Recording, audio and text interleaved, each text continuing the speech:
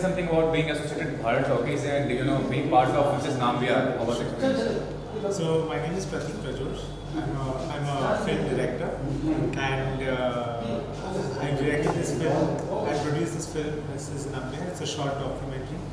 It's a documentary film on a teacher who's about 95 years old and still continues to go to school. And she's been a teacher for over 70 years. And the film kind of chronicles her life and talks about the impact that she's had on education and the students that she's taught. Well, it was definitely a very inspiring subject to make a film on, and considering that teachers don't get enough credit in our society and in India, I thought a film of this sort of importance was required to be made. And I'm very grateful and very happy with the positive impact that it's had. And a platform like Bharat Talkies, well, this is an added surprise that has come up, because I had just submitted it to a film festival, and then with the kind of recognition that it's got, with a couple of entries into various film festivals around the world, and winning in a couple of festivals has been very heartening to know. And also on top of that, getting shortlisted for this Bharat Talkies is a very encouraging thing for a lot of filmmakers, because when I heard from Vikrant that there's an initiative on social awareness and around that films are being centered, I thought that was a very interesting initiative, and happy to support the cause. Sir, अपने बच्चे की शुरुआत कीजिए, जानना चाहूँगा कैसा महसूस कर रहे हैं भारत टॉकी से एसोसिएट होकर, और आपकी जो फिल्म है उसके बारे में बताइए, और विक्रांत सर के बारे में। हाँ, मैं शुरुआत विक्रांत सर के साथ करूँगा। मैंने एक कंपटीशन किया था बोनेट का कंपटीशन किया था। उस वक्त उधर विक्रांत सर जज थे, तो उस वक्त क्या हुआ कि विक्रांत सर ने मुझे सिलेक्ट किया था, मतलब हमारे भारत टॉकीज़ के लिए। तो उसके बाद तुरंत लॉकडाउन लगा, कोरोना की वजह से कुछ हो नहीं पाया। उसके बाद लॉकडाउन खुला और मैंने ये मेरी बालपन में शॉर्ट फिल्म बनाई थी। तो विक्रांत सर ने कांटेक्ट किया था कि तुमने बनाया क्या, वो सब चर्चा हो गया, और उसके बाद विक्रांत सर ने मुझे चांस दिया कि इधर भारत टॉकीज़ में मुझे आने का चांस दिया। अभी मैं फ़िलहाल मेरे फिल्म के बारे में बताना चाहता हूँ।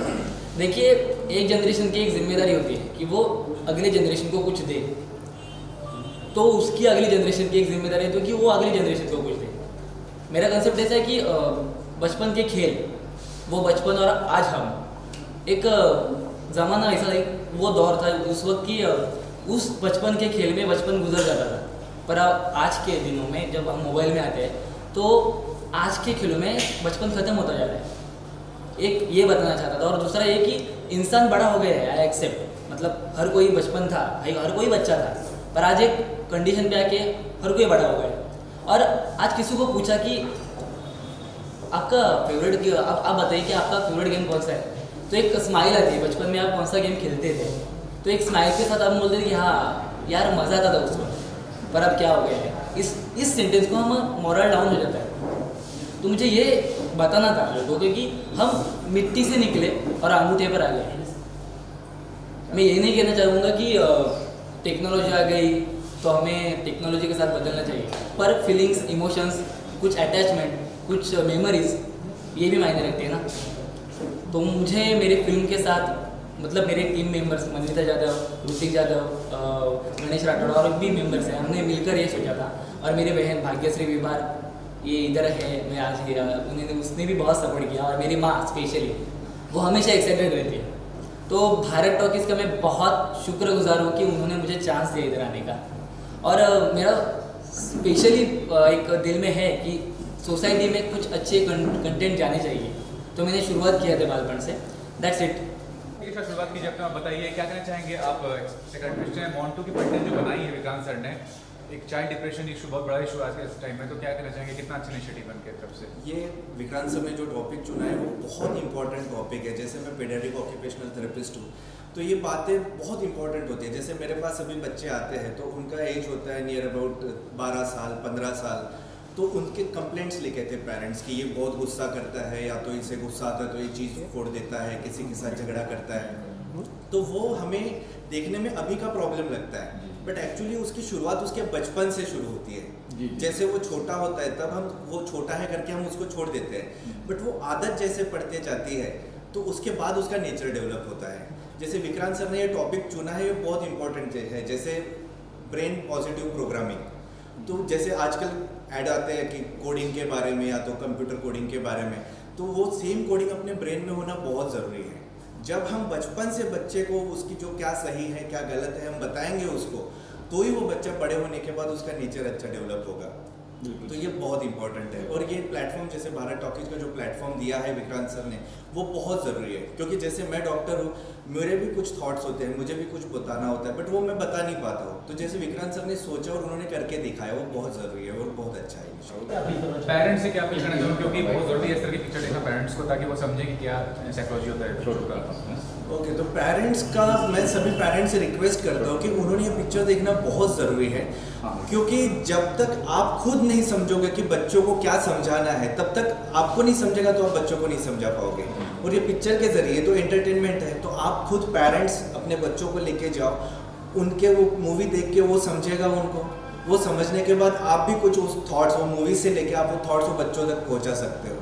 जैसे हम आजकल क्या होता है, मतलब जो लोग बोल रहे हैं वो सिर्फ हम सुनते हैं। जैसे करेले की सब्जी है, सबको लगता है कि कड़वी होती है, 90% लोग बोलते हैं कि करेले की सब्जी मुझे नहीं खाना, कड़वी होती है, बट उसमें से 80% लोगों ने कभी खाई नहीं होती है, सिर्फ वो सुना होता है कि कड़वी होती तो मुझे नहीं खाना है। तो वो थॉट्स अपने डेवलप होते हैं हम आजू बाजू का देख के। तो आजू बाजू में आपको देखना है कि उसके आजू बाजू में लोग कैसे हैं, उसका सराउंडिंग कैसा है, उसका फ्रेंड सर्कल कैसा है, वो बहुत मैटर करता है। तो इसके लिए मैं रिक्वेस्ट करता हूँ सभी पेरेंट्स से कि आप जाओ, मोंटू की पलटन आप मूवी देखो, वो बहुत अच्छी है और आप उससे कुछ सीखो और आपके बच्चों को भी सिखाओ। I am Sunil Golwalkar, producer, director, writer and casting director of the short film Sirf Ek Baar. Sirf Ek Baar is the movie on child labor, and it is 15 minutes of movie, a great subject and a message to the public. And the movie, if you start, then till end you will not get bored at all. I have shown this movie to many teenagers also, and they also like the movie, and they said it's a really great subject and we learned something from the movie. So better if you watch the movie, you will come to know what I wanted to say. A very touching subject, and I am really very much thankful to Mr. More and Bharat Talkies that they have selected our movie, and they are going to show it in their OTT platform. And it is really a great pleasure for us that Bharat Talkies has selected the movie, and we would definitely like to wish great success in this Corona period in Bharat Talkies.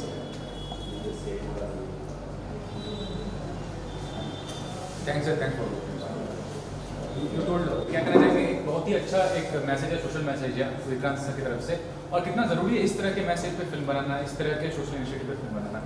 नमस्कार, पहले तो मेरा नाम आर्यप्रिय है और ये मेरी खुशनसीबी है कि मैंने इस फिल्म में काम किया है और विक्रांत सर ने मुझे चांस दिया है। इसके पहले जब मेरे इनसे बात हुई थी तो इन्होंने जब फिल्म के बारे में मुझे बताया था कि बच्चों के सब्जेक्ट के ऊपर, उनके मसलों के ऊपर है, तो मैं एक्साइटेड हो गया था कि आई विल डू। जब मैंने फिल्म की और जब कहानी पढ़ी, स्क्रिप्ट पढ़ी, तो मैं एकदम चौंक सा गया कि अरे एकदम नई तरह की कहानी और बच्चों की जो प्रॉब्लम्स हैं, पॉजिटिव ब्रेन प्रोग्रामिंग के बारे में इन्होंने जो बताया है और एक नए तरह का काम इन्होंने शुरू किया है। तो मेरी ये गुजारिश है सबसे कि आप सब लोग देखें और अपने बच्चों को, अपने परिवार के लोगों को दिखाएं, क्योंकि ऐसी फिल्में अब कम बन रही हैं और जो हम अपने बच्चों को क्या देंगे, जो अगले आने वाली जो हमारी पीढ़ी है उनको हम क्या सिखाएंगे। हम जैसे अमूमन होता क्या है कि फादर मदर अपने बच्चों पर अपनी ख्वाहिशें डालते हैं और चाहते हैं कि जो वो खुद न कर पाए ज़िंदगी में वो बच्चे करें, लेकिन उनकी भी ख्वाहिशें होती हैं, वो भी, उनमें भी कुछ हुनर होता है, वो भी कुछ सपने देखते हैं। तो उनको वो ध्यान में रखें और उस ढंग से वो आगे उनको ग्रूम करें, बढ़ाएं। जैसे मेरी एक भूमिका थी कि मैं एक ऐसा फादर हूँ जो शराब पीता हूँ, बच्चे के साथ मिसबिहेव करता हूँ। मेरी जो बीवी का रोल किया है खुशी जी, उनके साथ भी मैं अच्छा बिहेव नहीं करता हूँ। तो ये सब चीज़ें बड़ी दुखद है और बाद में मैं रिपेंट भी करता हूँ। तो विक्रांत सर ने जो कहानी लिखी है एकदम बेहतरीन है और मैं शुक्रगुजार हूँ। वो भारत क्या नाम, भारत टॉकीज़ का, जिन्होंने मुझे चांस दिया। और आप सबसे गुजारिश है कि भारत टॉकीज़ को आप ज़रूर डाउनलोड करें, सब्सक्राइब करें और बेहतरीन मूवीज़ को देखें। मुझे गर्व है कि मोंटू की पलटन 29 इंटरनेशनल फिल्म अवार्ड उसने जीता है, तो ये मेरे लिए बहुत फख्र और गर्व की। विक्रांत जी जिन्होंने ये प्रोजेक्ट बनाया है।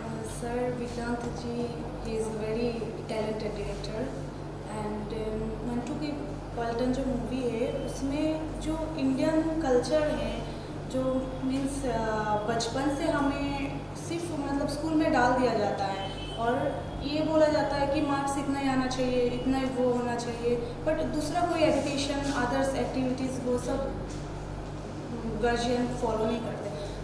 सॉरी टू से आई एम फ्रॉम कायरो, सो मेरी हिंदी थोड़ा सा खराब है, प्लीज़ एडजस्ट। सो जो है जैसे कि इन्होंने जैसे बोला कि मम्मी पापा जो चाहते हैं कि मैं डॉक्टर नहीं बना तो मेरा बच्चा बड़ा होकर डॉक्टर ही बनना चाहिए, बट बच्चों का भी एवरी इंडिविजुअल इज़ डिफरेंट। सो सबका अलग अलग ख्वाहिश है, सबका इच्छा अलग होता है। बच्चे सोच रहा होगा मुझे क्रिकेटर बनना है, मुझे सचिन जैसा बनना है, बट उसको थोप दिया जाता है कि नहीं, आपको डॉक्टर बनना पड़ेगा या तो टीचर बनना पड़ेगा या इंजीनियर। एंड देन जैसे घर पे अगर माहौल जो होता है वो सही नहीं होने से समहाउ कहीं ना कहीं बच्चों का जो दिमाग में असर पड़ता है, बड़े होके वो साइकोलॉजिकल प्रॉब्लम हो जाता है। सो इन फ्यूचर जब वो काम करने जाता है या तो बाहर जाता है तब उसको डिफ़िकल्टीज़ बहुत काफ़ी फेस करना पड़ता है। सो ऐसी मूवियों से गार्जियन को, बच्चों को, सबको, हमारे समाज को बहुत सीख मिलता है। की पलटन के बारे में बताइए, क्या कहना चाहेंगे, कैसा अनुभव था? और सब्जेक्ट जो है सबसे पहले वो एक सोशल सब्जेक्ट है और बहुत ज़रूरी सब्जेक्ट है आज के दौर में, तो बताइए क्या कहना चाहेंगे विक्रांत सर के बारे में और ये फिल्म के बारे में।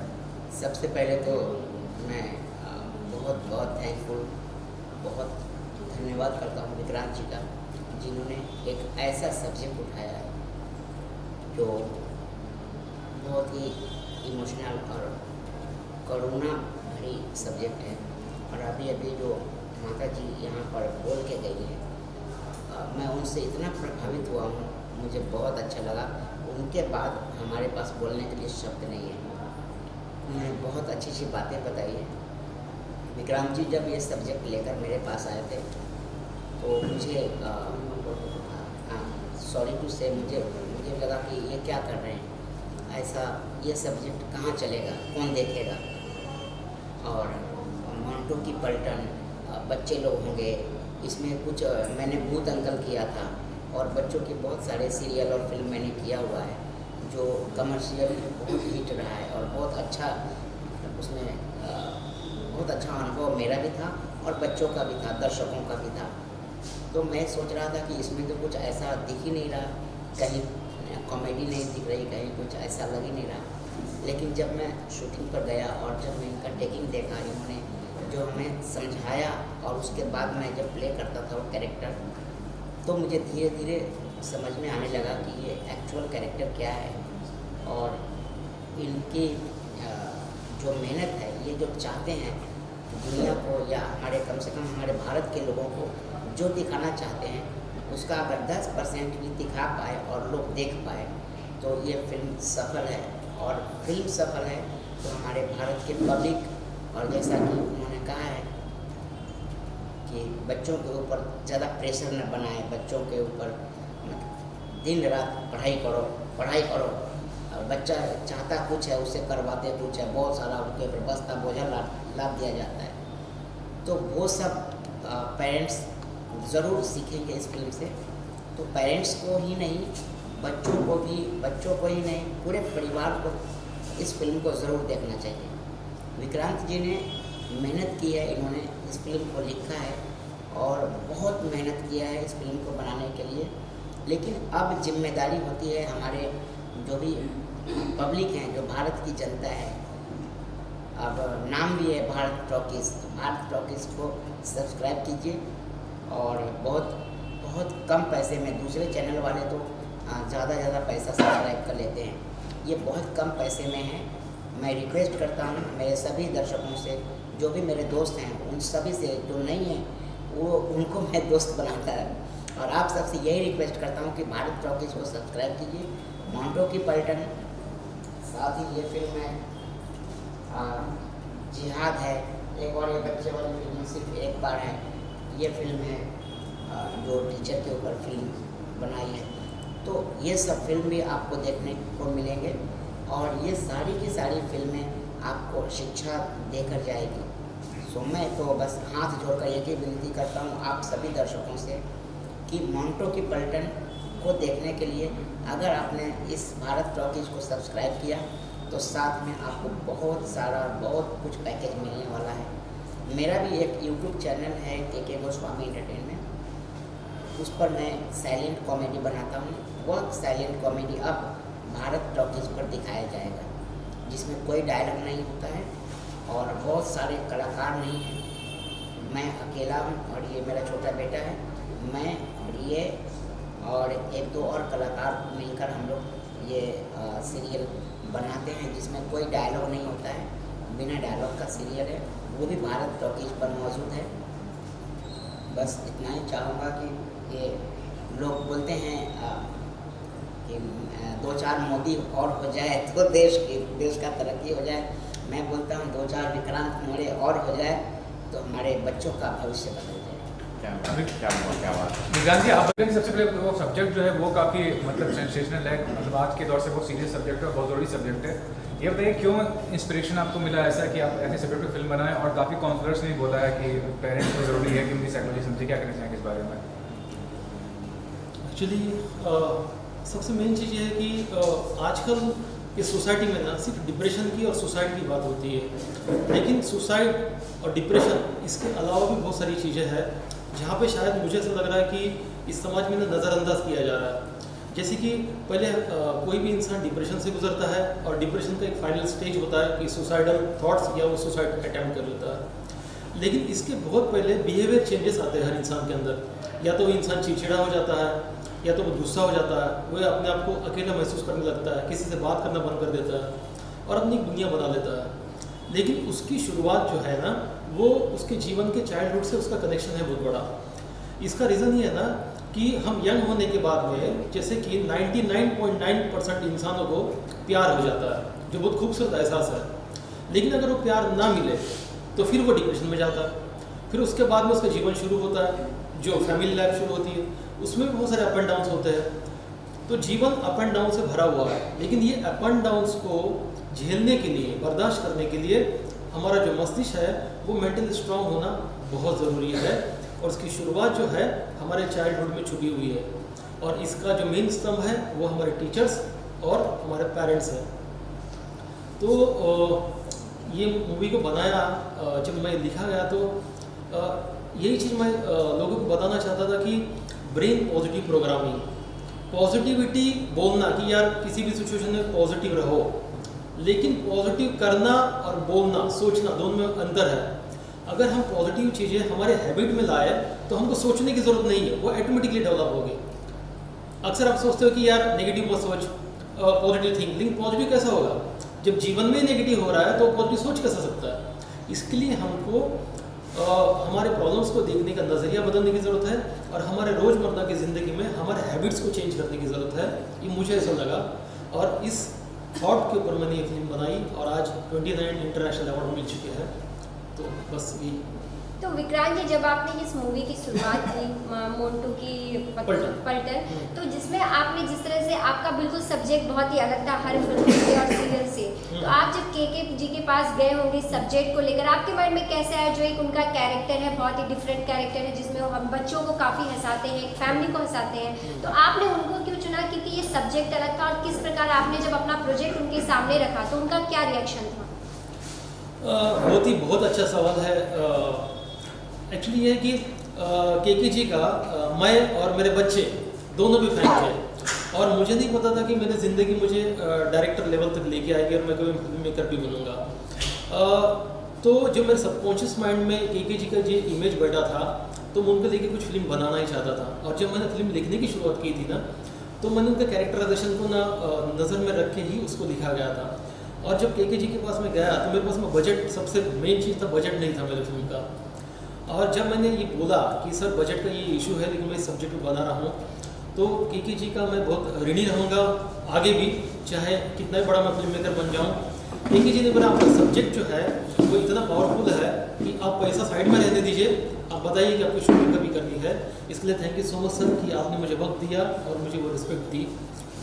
इसी तरीके से ये इस फिल्म को बनाया गया। विक्रांत जी, ये जो अवार्ड्स आपको मिले हैं काफ़ी सारे, कुछ तो आपको इस साल ही मिले हैं, क्या कहना चाहेंगे अवार्ड्स कितना आपको कॉन्फिडेंस देता आगे चल के इस तरह के प्रोजेक्ट बनाने के लिए? ये है कि अवार्ड्स बहुत इंपॉर्टेंट होते हैं फिल्म मेकर के लिए। हम लोगों ने जब फिल्म बनाई थी तो हमने तो ये सोचा था कि कोई भी एक अवार्ड अगर हमें मिल जाए तो हम इसको फिल्म को प्रमोट करने में या लोगों तक पहुंचाने में बहुत इजी हो जाएगा। लेकिन मुझे नहीं पता था कि ये इंटरनेशनल लेवल पे इतने सारे इसको अवार्ड्स मिल जाएंगे।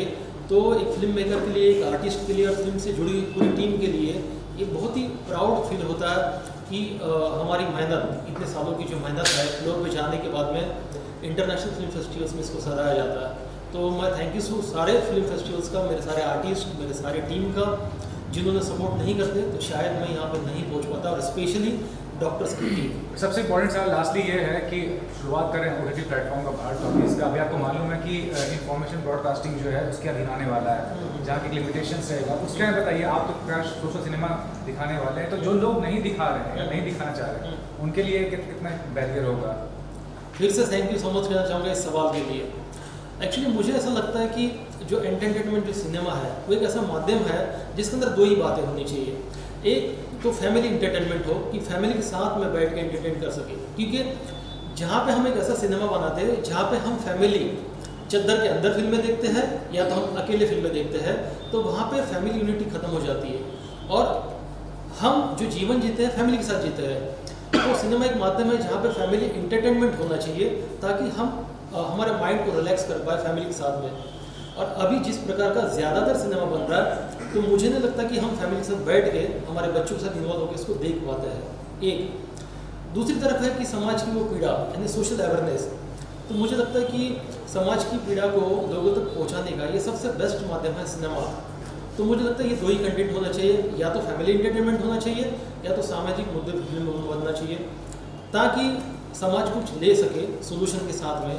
और एक हम ये दुनिया छोड़ने के जाने के पहले कुछ ऐसी फिल्में बना पाए जिस फिल्मों को देख के हमारी आने वाली पीढ़ी इंस्पायर हो पाए। इसके लिए भारत टॉकीज पे जितने भी फिल्म मेकर्स जुड़े हुए हैं, जैसे कि बालपन है, ऑन द वे है, बस एक बार है, जिहाद है, डॉक्टर नाम्बियार, जितनी भी फिल्में आ रही है, हम ऐसे फिल्मों को भारत टॉकीज पे दे रहे हैं जो अवार्ड ले चुकी है या तो किसी न किसी सोशल मुद्दे पे है।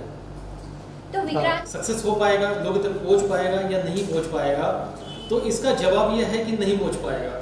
इसके लिए नहीं पहुँच पाया क्योंकि आपकी जो शुरुआत है अगर एक इंसान तक भी पहुँच जाती है तो आप हिस्ट्री निकाल के देख लो, आज 135 करोड़ की आबादी में कुछ चुनिंदा भगवान ही रूल कर रहे हैं। एक ही यीशु क्रिस्त है, एक ही सिद्धार्थ गौतम है, एक ही गुरु नानक है और एक ही इंसान पूरे कायनात को रूल कर रहा है। इसका मतलब ये है कि अगर हमारे दिमाग में एक अच्छी सोच है तो हमको इसको रिएक्ट करना ज़रूरी है। लोग रिस्पॉन्ड क्या करेंगे ये मुझे लगता है वक्त के ऊपर छोड़ना चाहिए, इसलिए मैंने कभी भी नेगेटिव सोचा ही नहीं है। बस ये समाज की पीड़ा है और ये मेरे पास में माध्यम मिला है, ये कैमरा और ये मेरे पास में ऑडियंस है और मैं इसको पहुंचाने की मेरे आखिरी सांस तक कोशिश करूँगा। के जी, मेरा सवाल आपसे, बच्चों के रोल मॉडल हैं आप, चाहे फिल्म हो चाहे टीवी सीरियल हो, जब भी बच्चों को गुदगुदाने की बात आती है तो आपको याद किया जाता है। क्या कोई ऐसा किरदार अभी रह गया है जो बच्चों को आप उसमें कहना चाहते हैं, जो दर्द है अंदर का बच्चों का, वो आप एक्सप्लेन करना चाहते हैं? कुछ ऐसा बाकी रह गया? बस ये मोंटो की पलटन जो है ये फिल्म सक्सेस हो जाए और इसके बाद मोंटो की पलटन दूसरी भी ला रही है। अच्छा। पार्ट 2 भी आ रही है। इस तरह के सब्जेक्ट मुंबई रफ्तार न्यूज़ की खबरें पसंद आने पर हमारे YouTube चैनल को सब्सक्राइब करें और लाइक करें।